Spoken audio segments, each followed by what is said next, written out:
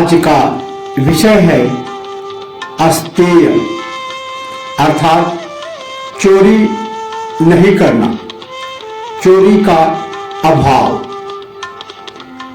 अष्टांग योग प्रथम अंग यम, उसके 5 उपांग अहिंसा, सत्य, इस पर प्रकाश डाला जा चुका है। यह तीसरा उप अंग है अस्तेय अर्थात चोरी नहीं करना। योग दर्शन साधन पाद पातंजल योग सूत्र 37। अस्तेय को बताते हुए महर्षि पतंजलि कहते हैं, अस्तेय प्रतिष्ठायाम सर्वरत्नोपस्थानम, अर्थात जहां जीवन में अहिंसा की भावना आ गई, सच्चाई आ गई, सत्यता आ गई, वहां चोरी का अभाव होना भी जरूरी है।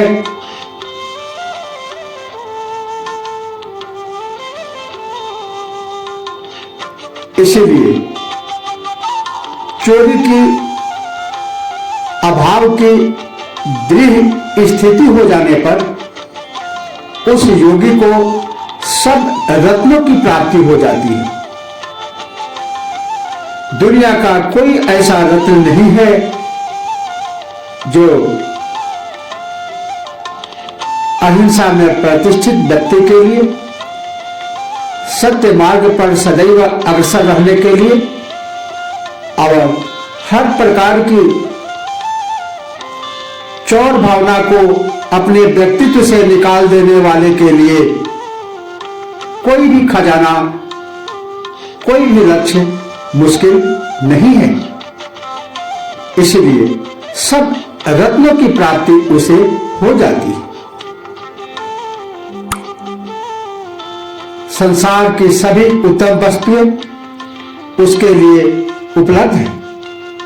ईमानदार व्यक्ति का सभी साथ देते हैं तथा उसके लिए सभी प्रकार की वस्तुएं उपलब्ध करा देते हैं, जबकि चोरी और बेईमानी करने वाले चोर और बेईमानों के प्रति किसी की भी सहानुभूति नहीं होती, जिससे उसके मुसीबत में पड़ने पर लोग सहायता न करके उल्टे प्रसन्न होते हैं। यह व्यवहारिक बात है कि वह अपने कर्मों का फल भोग रहा है।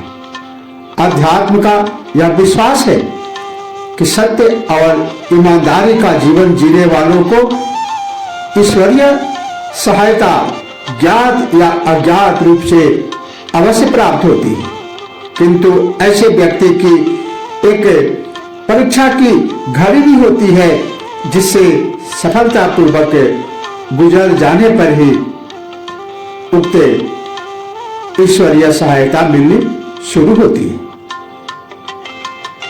इसीलिए जीवन में अस्तेय के महत्व को बताते हुए महर्षि पतंजलि ने योग दर्शन में कहा, अस्तेय प्रतिष्ठायाम सर्वरत्नोपस्थानम। जैसे ही अपने व्यक्तित्व से हम चोर भावना को निकालते हैं कि सारे रत्नों का खजाना हमारे पास उपलब्ध होता है। परमात्मा सभी सुख ऐश्वर्य खजाना सत्य मार्ग पर चलने वाले के लिए, अहिंसा के मार्ग पर चलने वाले के लिए, अस्तेय के मार्ग पर चलने वाले के सामने रख देता है।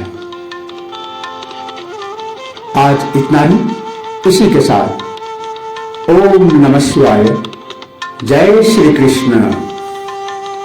आज का विषय है दृश्य और दृष्टा का स्वरूप विवेचन। योग दर्शन साधन पाद पातंजल योग सूत्र 17। इसमें दृश्य एवं दृष्टा के स्वरूप को बताते हुए महर्षि पतंजलि कहते हैं, दृष्टा दृश्यो संयोगो हेय हेतु। अर्थात दृष्टा और दृश्य का संयोग दुख का कारण है। किसी शुद्ध तत्व में जब कोई विजातीय तत्व मिला दिया जाता है तो वह अशुद्ध हो जाता है तथा उसका स्वरूप, गुण, धर्म आदि बदल जाता है। यह विकृत वस्तु ही हानिकारक सिद्ध होती है। इसी प्रकार दृष्टा अर्थात आत्मा का दृश्य अर्थात प्रकृति से संयोग होने से वह भी अपना शुद्ध स्वरूप विस्मृत कर दृश्य जैसा ही प्रतीत होने लगता है, जिसे अविद्या तथा अज्ञान कहते हैं। यही संयोग संसार में सभी दुखों का कारण है। ज्ञानी जन दोनों को भिन्न भिन्न समझकर इस प्रकृति तत्व को उस चेतन से अलग करके पुनः शुद्ध आत्म तत्व को प्राप्त कर लेता है। यही उनकी मुक्ति अथवा कैवल्य है। इससे दुखों से मुक्ति तथा आनंद प्राप्त होता है, क्योंकि आत्मा सत्य, चित्त तथा आनंद स्वरूप है। और इसीलिए जैसा कि इसे कहा गया है, सच्चिदानंद रूपाय विश्वोत्पत्त्यादि हेतवे तापत्रय विनाशाय श्री कृष्णाय वयम नमः। अर्थात यह तीनों तापों का शमन करने वाला है। यह सत्य चित्त आनंद स्वरूप है। यहाँ किसी भी प्रकार की कोई दुख की प्रतीति आत्म स्वरूप में नहीं है। आत्मा का कारण दुख नहीं है, दुख का कारण प्रकृति है। इसी के साथ ओम नमः शिवाय। जय श्री कृष्ण।